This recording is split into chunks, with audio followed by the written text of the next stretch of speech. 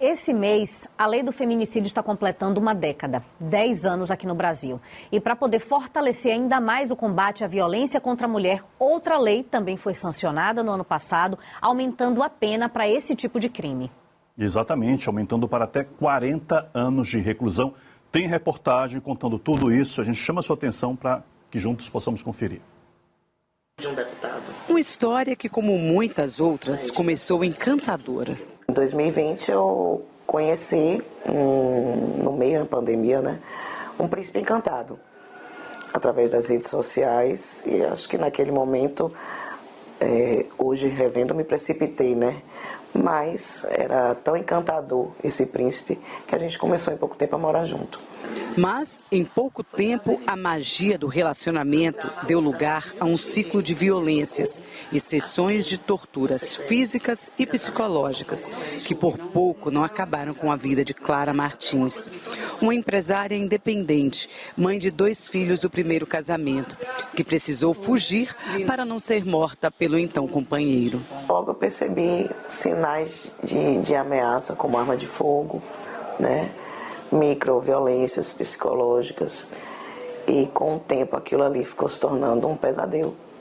Eu fiquei refém dentro da minha própria casa, no meio da pandemia, com 2 crianças. Eu sofri torturas, a última de 12 horas, eram castigos bem cruéis e com espadas de samurai.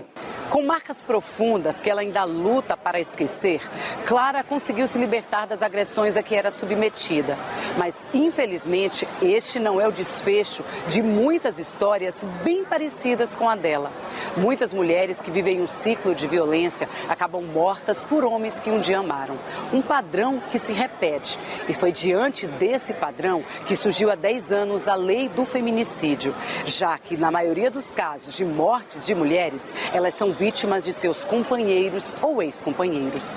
Todas as vezes que a gente percebe um padrão de comportamento, significa dizer que aquela violência ela é também evitável.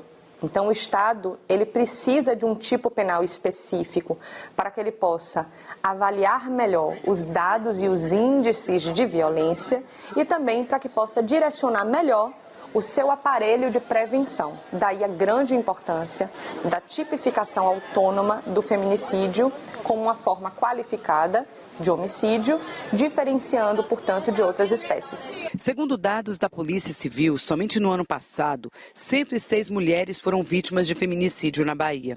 Na luta contra a violência doméstica, a legislação tem se atualizado. Primeiro com a criação da Lei Maria da Penha, em 2006, e em 2015, a Lei do Feminicídio. E em 2024, a Lei 14.994 trouxe mudanças significativas na tipificação e no endurecimento da pena para quem comete o crime de feminicídio. A pena que antes variava de 12 a 30 anos de prisão passou para mínimo de 20 e máximo de 40 anos.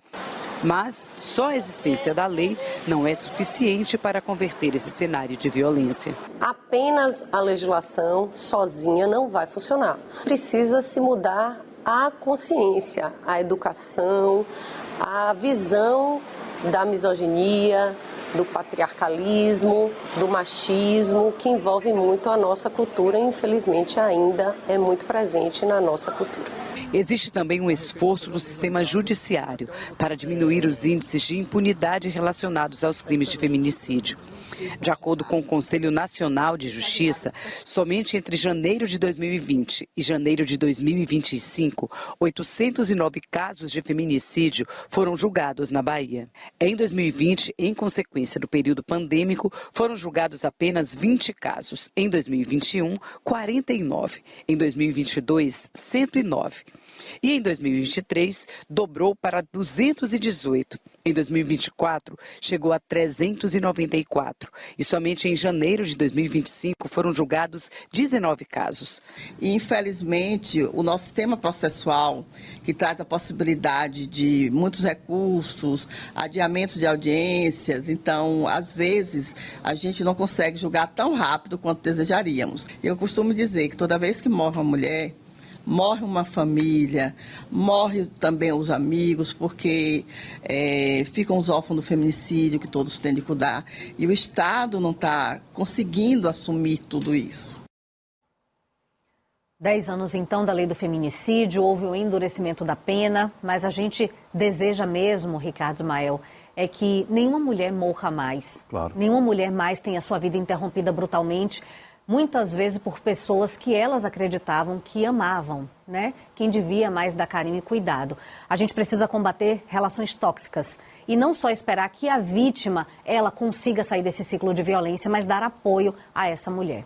E o combate a essas relações tóxicas, Camila, ele só de fato surtirá efeito quando a gente também combater o patriarcado, como disse aqui a nossa entrevistada, que coloca o homem em lugares de privilégio, a cultura do machismo, que dessa maneira também violenta as mulheres, ou seja, a lei é importante, ela tem que existir, os avanços são necessários, mas essas mudanças de consciência e de estruturas, elas também são absolutamente necessárias, viu? E essa revisão do comportamento que a gente está falando aqui não é pregando para ninguém não, mas é sobretudo para que as pessoas respeitem umas às outras. Os adultos precisam sempre, né, rever as suas próprias posturas e também quem está agora com criança, educando essa futura geração que vem. Como mãe de menino eu falo sobre isso. A gente precisa educar para poder ter uma sociedade não machista lá no futuro.